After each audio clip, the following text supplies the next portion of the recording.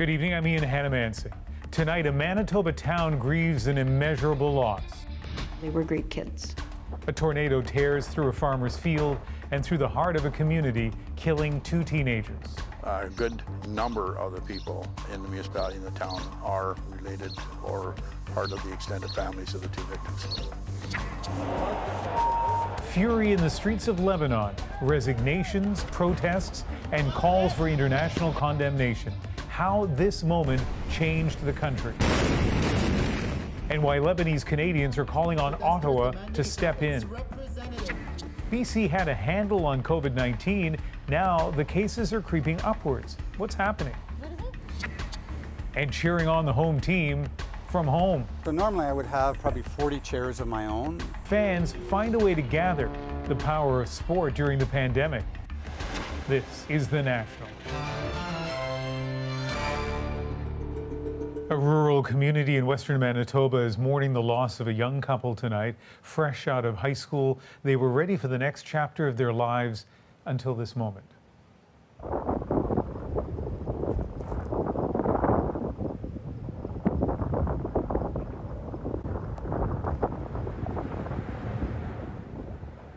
The deadly tornado hit Friday evening with up to 190 km/h winds, lasting more than 10 minutes on the ground.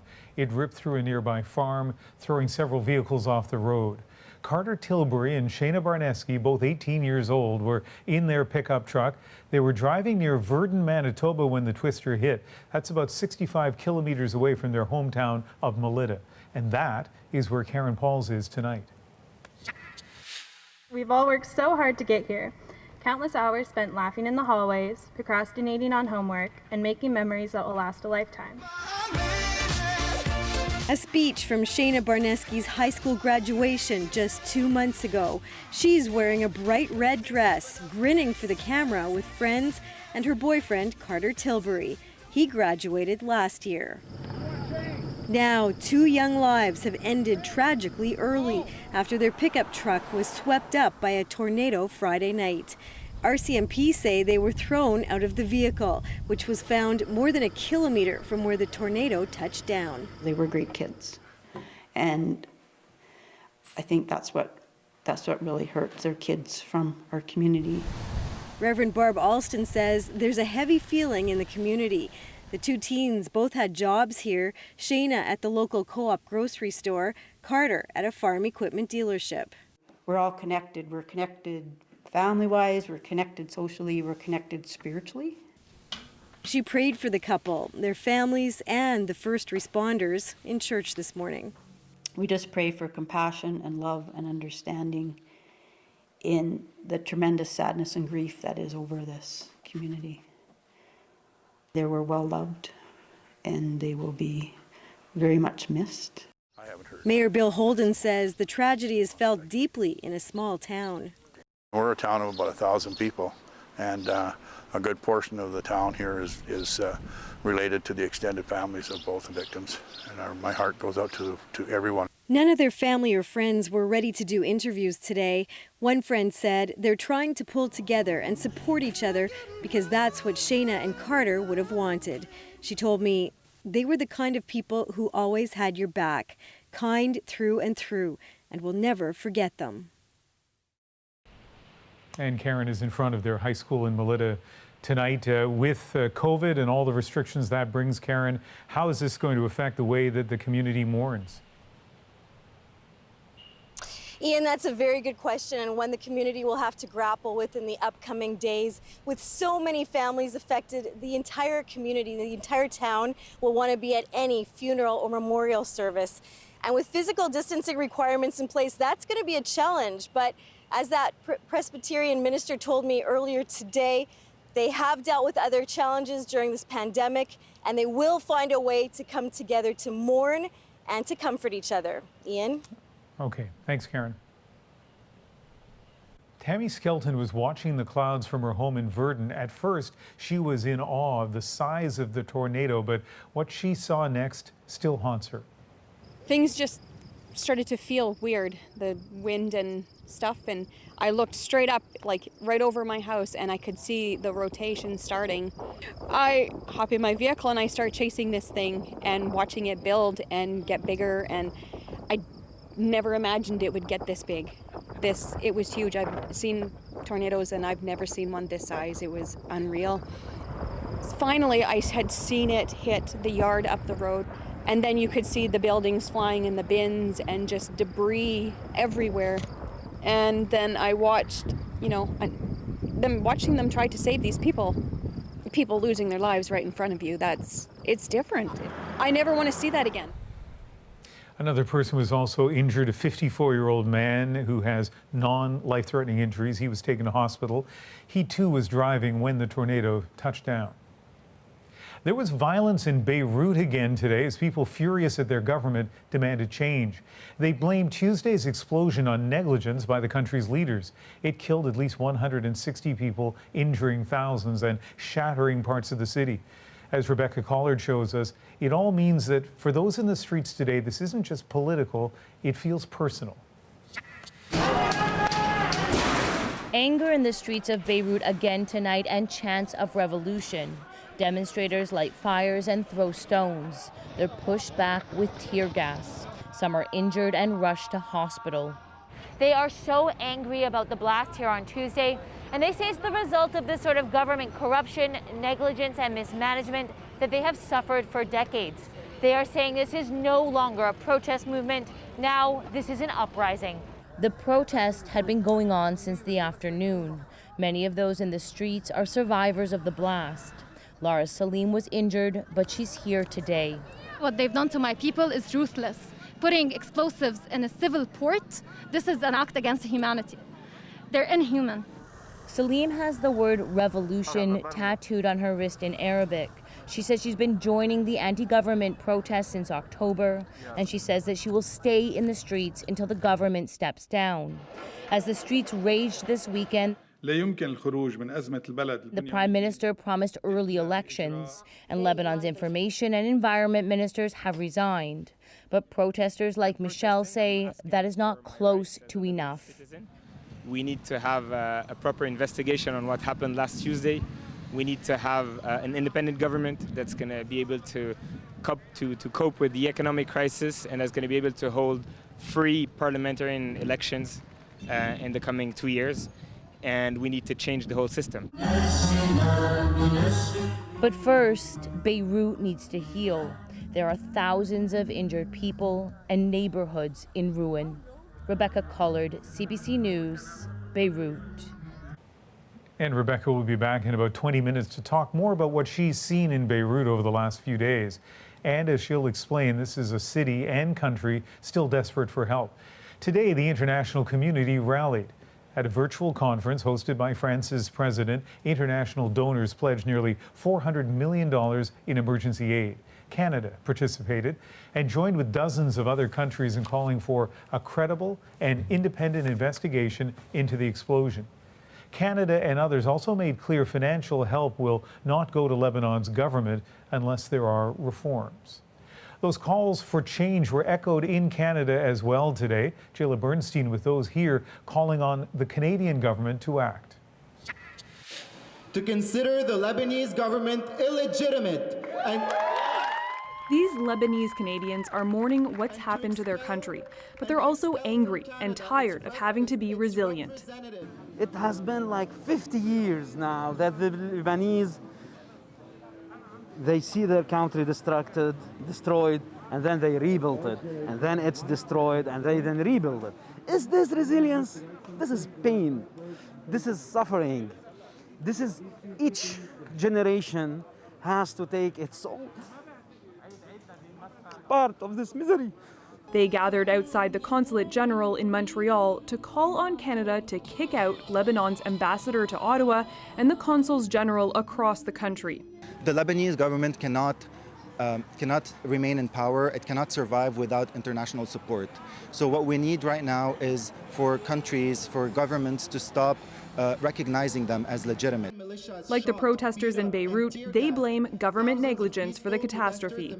I have family members who saw their homes destroyed, who just left the hospital and went to the streets yesterday and then were met with more violence. The Office of Canada's Foreign Affairs Minister says they're concerned about conditions in the country and that Canada will continue to support the people of Lebanon in their efforts to bring about significant political and economic change in their country, and will also continue to advocate with the Lebanese government to these ends.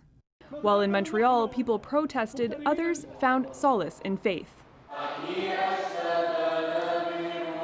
Our Lady of Lebanon Church in Toronto dedicated today's masses to victims of the explosion. But after days of vigils and grieving, some are losing patience and they're demanding more for Lebanon's government to go. They don't treat us as human beings. They don't care. They just care about filling their own pockets.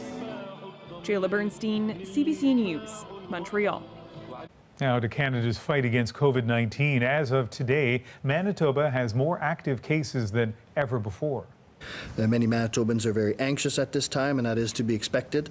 But we can recall that we've been here before and we've never have been helpless against this virus. The number of active cases hitting a new record high, 182 today, after 35 more people tested positive. Some of those cases linked to a business in Brandon. The union, representing Maple Leaf Foods workers, says 18 of its members have now tested positive. That's up from 10 on Friday. In other provinces, Ontario marking a solid week of daily new cases sitting below 100. Quebec reporting 104 new cases. British Columbia doesn't report case numbers over the weekend, but on Friday, the province said 53 people had tested positive for COVID-19 in the last 24 hours. That is the biggest single-day total since early May. Susanna De Silva shows us why the province that was so successful managing the pandemic may be slipping. As soon as the party bus pulled up, bar manager Don Falconer knew there might be a problem. 20 to 25 people sort of started pouring out of the bus. It looked like a clown car almost.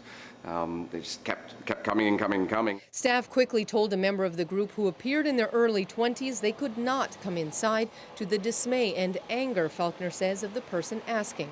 She asked why, and the manager told her very clearly, like, we're in the middle of a global pandemic right now. There's very strict rules in place, and you guys obviously aren't following them, so you won't be coming in here tonight. He says they have worked hard to enforce rules like no more than 6 people in a group. He says most people cooperate, but not everyone is listening. That's evident in BC's recent numbers. We did it before. We bent down that curve, but it actually means now we have to live more responsively to these numbers. In the past month, the number of daily new cases has gone from about 10 a day to more than 40. Active cases are at levels not seen since May. BC now has more active cases per capita than Ontario. I would advocate thinking about it much like British Columbians are used to thinking about fire risk in our community.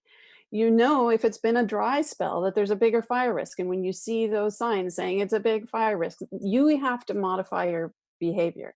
A worrying trend for parents, with schools set to reopen in a month. One father started a petition demanding parents have the choice to keep kids at home. Nearly 30,000 signatures and counting. That possibility of transmitting that disease back home. So I have to decide not only on my child's livelihood and safety, but also consider my parents' safety as well. And that's what this petition is about, because each family household has individual circumstances that are different. And while experts say BC is still doing well in terms of numbers and community transmission, the numbers need to switch directions again before that is no longer the case. Susanna De Silva, CBC News, Vancouver. The group that regulates Ontario doctors is investigating complaints that a pediatrician is spreading false information about COVID-19. At least one of those complaints comes from another doctor. But as Katie Nicholson shows us, there are others who are voicing concern. Dr. Michelle Cohen has gotten used to seeing claims she finds misleading about COVID-19, just not from other doctors. Certainly, I was shocked when I first saw those tweets. The tweets she finds troublesome are from Ontario doctor Kulvinder Kaur Gill, like this one, which says, if you have not yet figured out that we don't need a vaccine, you are not paying attention. to start building, to start fomenting distrust of a vaccine now before one has even arrived is quite dangerous. Basically setting the stage for people to already reject a vaccine. Gill has also tweeted about hydroxychloroquine as a defense against COVID-19, something the Canadian Pediatric Society says has no significant benefit. That tweet was taken down over the weekend for violating Twitter's rules. She also tweeted, "There is absolutely no medical or scientific reason for this prolonged, harmful, and illogical lockdown." It was all too much for this BC family doctor who filed a complaint to the College of Physicians and Surgeons of Ontario, which sets regulatory standards for doctors. This is a threat to me and my practice and my professional integrity here in British Columbia. It's a threat to my 1,500 patients to have a Canadian licensed physician promoting misinformation that is harmful. Gill's tweets sparked fierce debate. Some even tagged the regulator. The CPSO doesn't comment on ongoing investigations, but in a statement said, questioning the value of vaccinations or countering public health best practices during COVID-19 represents a risk to the public and is not acceptable behavior.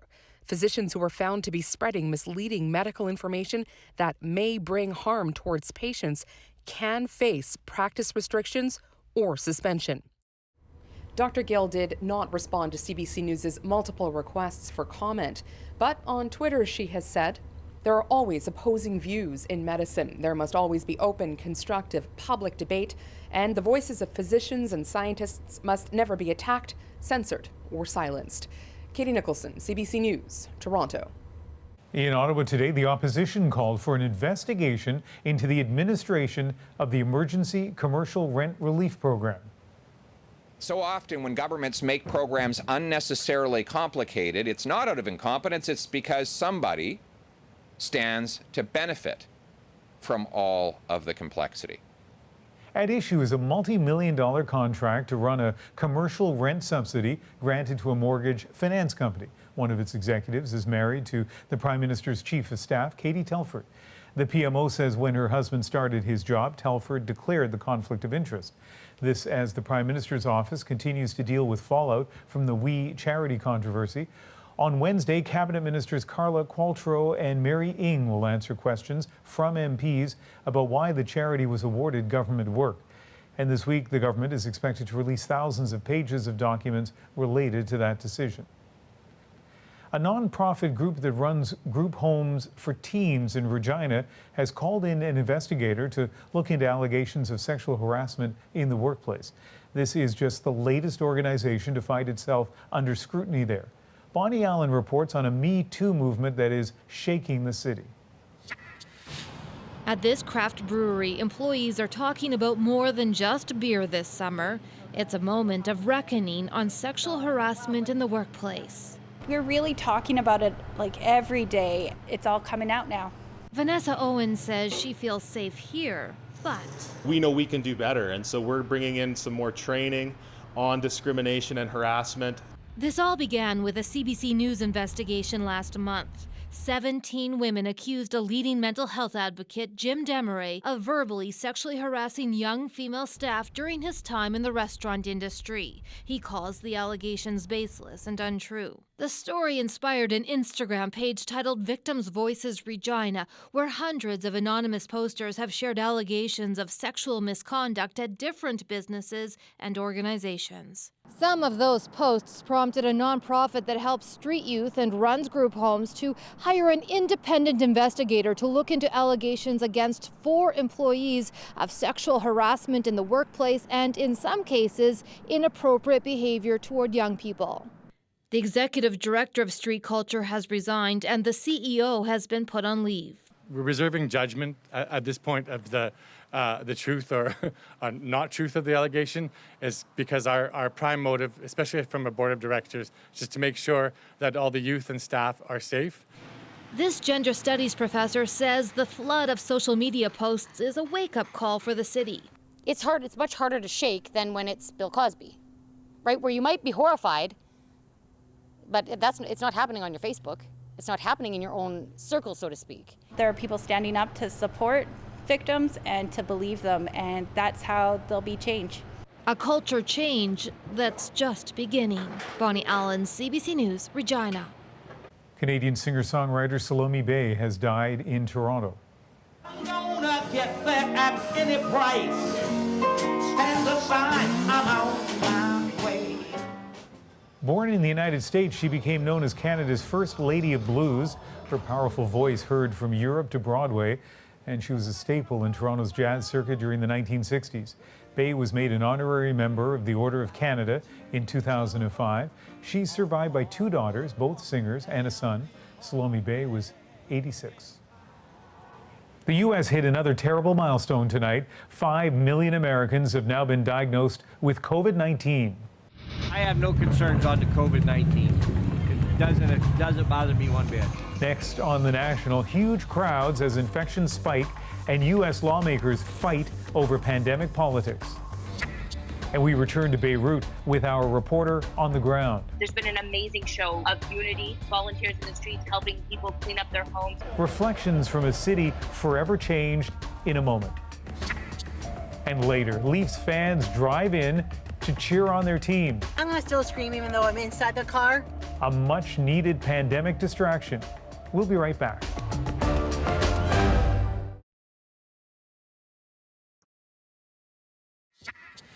The U.S. crossed yet another pandemic milestone today. The country now has more than 5 million confirmed cases of COVID-19. That is a quarter of the world's nearly 20 million cases. There are gatherings this weekend that show an ongoing threat to public safety. As Paul Hunter shows us, they attracted those who continue to be unwilling to take the disease seriously. Even as the coronavirus infection rate in their own state surges, in Indiana this weekend, a protest against a statewide directive to wear face masks. Mask denial in the face of the pandemic is the paradox of America. This weekend, the U.S. passed the 5 million mark in coronavirus cases, by far the most on the planet. If we look at countries like Italy and Spain and France, they have a total of about 7 or 8 deaths a day, and we have 1,000. Counters the White House with Donald Trump tonight in New Jersey for meetings with supporters. It's working on it. We're working hard on vaccines. We're working hard on testing machines that are portable and fast so that people around the country can be tested quickly. We're working on therapeutics. You're gonna swab the inside of your mouth for 20 seconds. Still, as self-serve testing sites pop up in California with results often overnight, in other parts of America, test results can take a week or longer, say critics, rendering them almost meaningless. Meanwhile, Americans continue to gather big time. More than 200,000 for an annual motorcycle event this weekend in South Dakota. Like Indiana, it's another state already seeing a coronavirus spike. I have no concerns on the COVID-19. It doesn't bother me one bit. Indeed, countless there were without masks. Say critics, it's a potential virus super spreader. On Capitol Hill, lawmakers continue battling each other over how to financially help Americans hurt in the pandemic as numbers in this country continue to grow broadly. Now more than 160,000 dead and counting. Paul Hunter, CBC News, Washington. There are multiple reports tonight that Hong Kong media tycoon Jimmy Lai, a longtime supporter of the pro-democracy protest movement, has been arrested. He spoke with Adrian earlier this month about the risk of going to prison. Is there not a chance that you could be spirited away in the middle of the night to a prison in mainland China? Yes. But what can I do? Just keep quiet? He was detained Monday morning under the new national security laws that give Beijing more power over Hong Kong. According to his top aide, the arrest was over suspicion of collusion with foreign forces. This is the highest profile arrest yet under the new laws. Next on The National, we return to Beirut with our reporter in the city. My whole building shook, and as I came out, I saw, all of the doors and windows smashed off my apartment. From the shock of the explosion to the agony in the aftermath, and now the anger in the streets. I'll talk to Rebecca Collard about what she's been seeing. And later. New traditions and old rivalries as hockey fans adapt to cheer on the home team during a pandemic.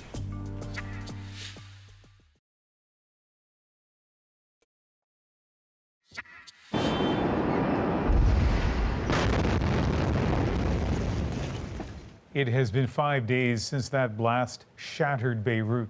Thousands of tons of ammonium nitrate, left to sit for 6 years, exploded in the port. The country was already in political turmoil, dealing with a major economic crisis and, of course, the pandemic. Now, this new grief and anger have reignited mass protests against a government labeled corrupt and incompetent by its citizens. Reporter Rebecca Collard lives in Beirut. You heard her report earlier. And I wanted to find out more about what this week has meant for Beirut. I spoke with her earlier this evening.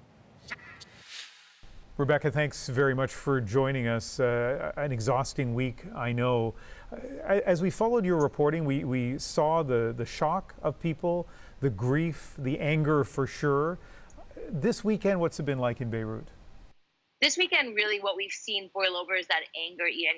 I was just this evening in these protests in downtown Beirut, and there are just thousands of people that have taken to the street because they blame the government for what happened, and they want the government to fall. So, thousands of people took to the streets again today in front of the country's parliament. We were downtown as tear gas was being fired at them by security forces trying to disperse these protests. But people are really angry, and I'd say that it's not just about this blast. This blast obviously has completely devastated this city. But they're saying, this is about the corruption, the mismanagement, and the nepotism that people in Lebanon have suffered for decades. And they're saying this is the same thing that caused this blast on Tuesday. So, we've been talking about the protests in the last 2 days, but of course, Ian, people have been in the streets here since October demanding that the government fall, asking for a new political system. And so this just kind of reignited their anger. And we did have the Minister of Information resign today, but nobody I talked to seemed to think that was significant. Even tonight, I heard people chanting "Kelon yani kelon," which means everyone means everyone, and that means all the politicians. It means that they want all the politicians to leave. And you have introduced us, as have other reporters, to so many touching scenes. One, an elderly woman reluctant to leave her place. Tell us more about that. Yeah, we were walking down the street. This was yesterday, the day before, and we just saw this woman being carried by a group of young men down the street. And, she was just saying, no, no, no. And essentially what they told us was that, she had been in her apartment since the blast went off on Tuesday. She refused to leave, and rescue crews were telling her, we're worried your building is going to completely collapse, but she refused to leave. And in the end, they had to take her out against her will. And just the grief that this woman was going through, the fact that she was so desperate, to stay in her home, it was just so difficult to watch somebody. She was so old, she was maybe in her 80s. She refused to tell us how old she was. And now just to think about the fact that she's homeless, and I'll just say something, Ian. Right now we're having rain tonight in Beirut, which is almost unheard of for Lebanon for August. And right now I'm just thinking about all the people who are, missing walls to their apartment, all the people that have been made homeless, and now they're going to suffer this rain as well. Rebecca, you're standing outside of your apartment. You were there when the blast happened. We saw some of the pictures. And again, with a few days to reflect on that, take us back to that moment.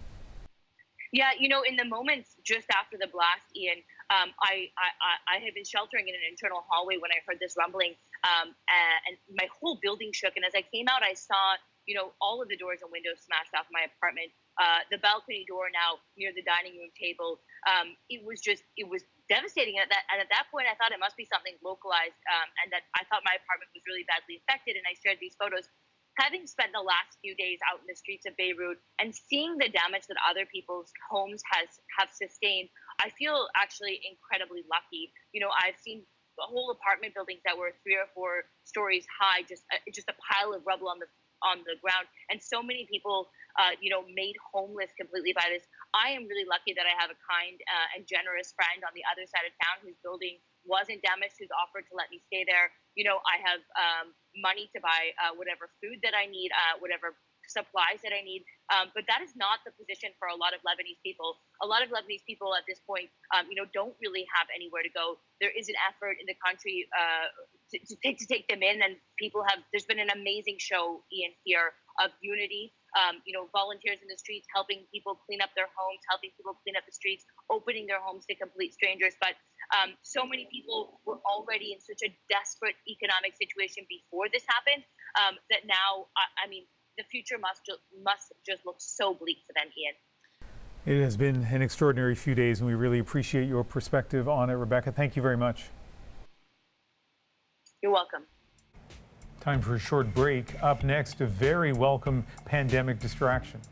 We've gone so long without any hockey that any kind of participation is awesome right now. Hockey fans finding a way to cheer on their team in a season like no other. Happy birthday to you. And even the king of rock and roll, he is adapting to the pandemic. A house call from Elvis ahead in the moment.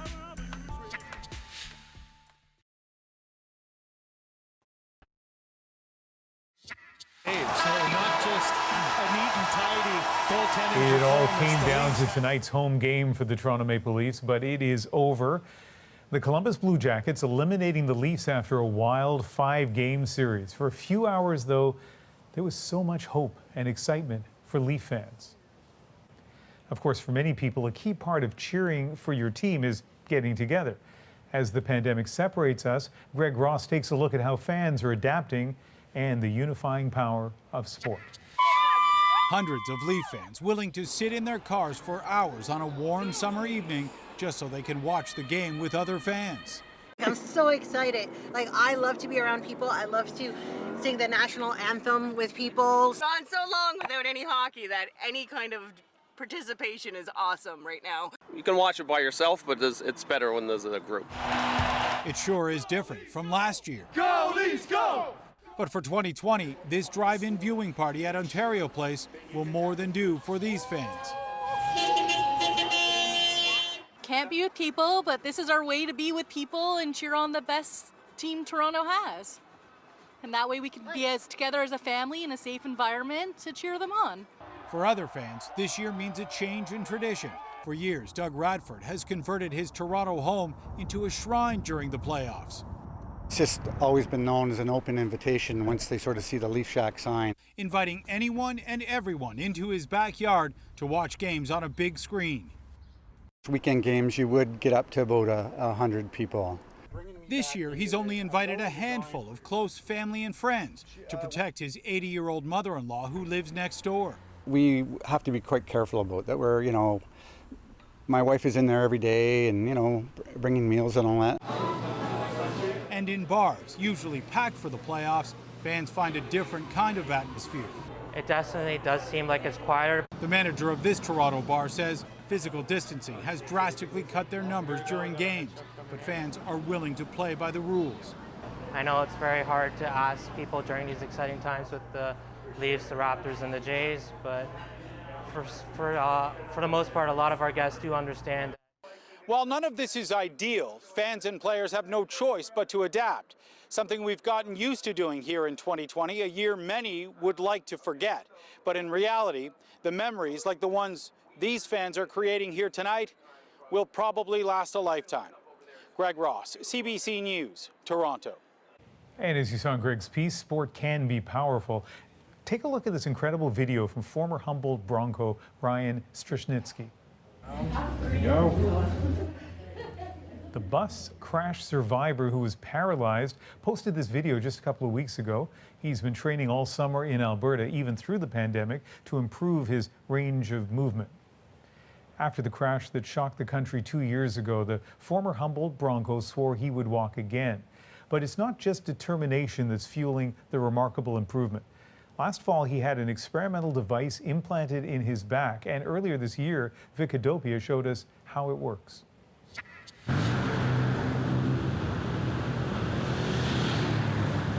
Last November in Thailand, Ryan Straschnitzki became the latest of about a dozen Canadians to try an emerging treatment for paralysis. Canadians have watched Ryan's recovery from traumatic spine injury and transformation to sledge hockey player. Nobody trip. Yeah. Way better than having to go through the Zamboni. Now he's training his paralyzed muscles to move again. For that, he's getting help from a stimulator implanted on his spine, boosting electrical impulses from his mid-torso down. I feel like I could move a little more. I'm just trying to get more core function. Kind of help me in the sled, help with hip movement and movement and stuff like that. So when I breathe in, the core activates, but when I breathe out, it stops. He had a Thai medical team in tow. Yeah, like it's twisting my body to the right. Yeah. They're figuring out the right level of stimulation. Too much? We can try that. Pinpointing each muscle, each movement. Ryan's father, Tom, watches his development. But I think they're trying to increase the voltage to get the nerves going and his core going. It might be too low, so I think they're just upping it. Back at the Bangkok hospital, intensive physiotherapy continues to strengthen muscles activated by the stimulator. A mini squat, can you do like mini squat? No? No, I'm trying. Spinal or epidural stimulation uses tiny electrodes implanted over the spinal cord below the injury. A small generator delivers impulses, boosting signals from the brain in the hopes of re-establishing the damaged connections between the brain and spinal cord. I mean, I can feel the stimulation going throughout my body, and there's a certain technique that my body has to get used to move the muscles. Just how much motor function Ryan will regain is not clear. Good. But his family still paid more than $100,000 for the procedure because of the promise they've seen in other paraplegics. They've done over 100 operations, all successes, all different levels of injury, and this is being used in Canada anyway, but for nerve pain. So I don't know why they can't work together. In North America and most of Europe, the device was licensed primarily for pain management decades ago, not for improving motor function. In the spinal cord injury community, it's a very hot topic right now. Everybody's interested in it. Some people want to take part in it. Others think it's too early. Back in Canada, unlike Ryan, Steve Crocheter was implanted with a stimulator for free in the US as part of a clinical trial. He was paralyzed 10 years ago in a motorcycle accident. Calgary researchers are following his progress. I will turn it on. With the touch of a button, he can move his legs again, something he hasn't done in a long time. And you're actively trying to pull my legs up, yeah. After 9 years of not moving any of your muscles, any of your legs, you almost forget how to do it. So the idea was to kind of retrain your brain to focus on those muscles that you haven't used in so long to do those movements.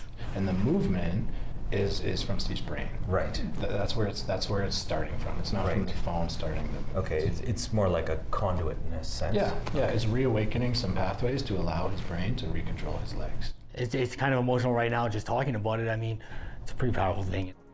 While the new leg movement seems like a breakthrough, there are other big changes Steve's experiencing, building muscles to perform functions most of us take for granted, the invisible disabilities of being paralyzed.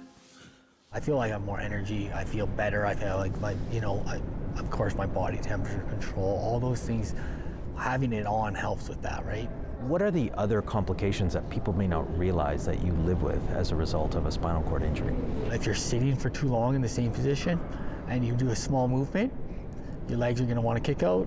Again, you can fall out of your wheelchair. I mean, you can hurt yourself quite a bit. Also, you lose control of your bowels and bladders, major aspect. Blood pressure, going from laying down to sitting, you're very lightheaded, to the point where sometimes you could pass out. Steve, like Ryan, had to balance risk and reward in getting the stimulator. From bowel control to blood pressure and even lung capacity, it's transforming quality of life and independence. But there's still lots of fine details about this technology to figure out. We're measuring how much oxygen he's using during this exercise. Dr. Andrei Krasikov is a leading spinal cord researcher in Vancouver. investigating the progress of implanted patients and their invisible symptoms. I totally appreciate the excitement of my patients who underwent through this procedure, either through the clinical trials or they paid and went abroad. But one of the aspects, we medical community, we have to be ready. The next important aspect that we still need more data. Can we, with the same device, activate specific target organs? How precisely this, it's a many questions has to be investigated before we will come to Health Canada, FDA, for approval of this technology for new indications. Scientific investigation takes time, and Isaac Darrell says he didn't have time after his accident. The former oil patch worker went to Thailand in 2016 for surgery. He worried if he didn't, the complications of his injury would kill him. I think I would have had a stroke eventually. I was having like all the symptoms of nausea, blurry vision, sweating profusely, like almost heart attack signs like every 2 days when I'd go to the washroom. So it was horrible. Okay. Alarmingly high rates of heart disease and stroke are common after spinal cord injuries. Now for Isaac, the simple act of going to the bathroom is almost simple again. I don't even have to use my stimulator. I've activated enough muscle in my core to just be able to go. Do we have a good sense of the risks involved with having these long-term inside patients? We have very clear track records of side effects from implantation of pain stimulators. Typical any surgery is a possibility for infections, but actually incidence of infections is quite low when it's done in appropriate hospital settings. Right now we're doing a very well-organized, approved clinical trials to document what are the potential benefits and potential side effects. It's a small patient group though. Correct. It's only on a small patient group so far. Possible risks include infection, shock, burns, and nerve damage. And even if the risk is slight, Dr. Krasikov says stimulators are still not a cure for paralysis. So if epidural stimulation is approved by Health Canada, is this something that you would get for yourself? Absolutely. At this spinal cord physio center in Newmarket, Ontario, Barry Monroe of the Canadian Spinal Cord Research Organization is optimistic approval for epidural stimulation is 3 to 5 years away. People are desperate.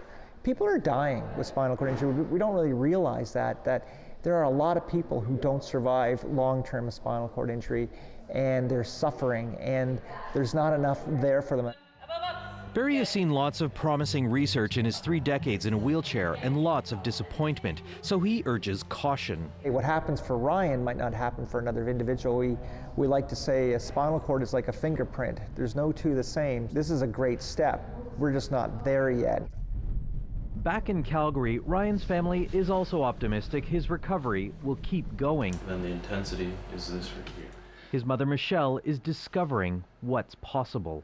Right now, we're just going to try and focus on the right now, that he can have as much control over his body as possible. And being a 20-year-old guy, he wants to be as normal as possible and have, you know, those experiences as a young man. Is it still a bit high? Ryan's physio continues with the stimulator. I think going in with that mentality, you'll be able to, push yourself and hopefully be the first one to actually walk on your own. Ryan knows this is not a cure, and while he's still adjusting to life in a wheelchair, he's also gaining some independence. What a story. We'll be right back with tonight's moment. Tonight, Elvis changes his tune. A pandemic house call. Next.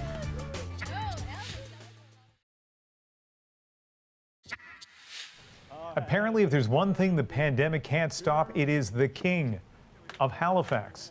This Elvis impersonator hasn't stopped bringing joy to people via physically distanced singing telegram. His performances are our moment tonight. I'm all shook up, do anything that you want to do. Lay off and choose and don't you. This is Elvis. I'm going to do a physical distancing singing telegram for a birthday. Thank you. Thank you very much. Happy birthday to you. It's the perfect gift. You feel comfortable. It's distancing, and it's outside. I love it. Well, 1 for the money, 2 for the show, 3 to get ready now. Go have it, go, but on the shoe. Step in my blue suede shoes. He wanted to come up with something that would still be able to make people smile, and we sat down and we thought it out, and we thought this was the best way, the best thing to do, that I would still be able to perform for folks and put smiles on people's faces. Not a bad deal. I love it. You can do anything. Lay off of my blue suede shoes. Oh. So many thoughts in my head, but 2 key ones. First of all, he would not disclose his actual name to our colleagues in the CBC Halifax newsroom. Don't know why. The other thing is the enduring legacy, I guess, connection to Elvis. He died 42 years ago next Sunday, and yet still his impersonators make a living, go door to door, still thrive so many years later. That is The National for August the 9th. Good night.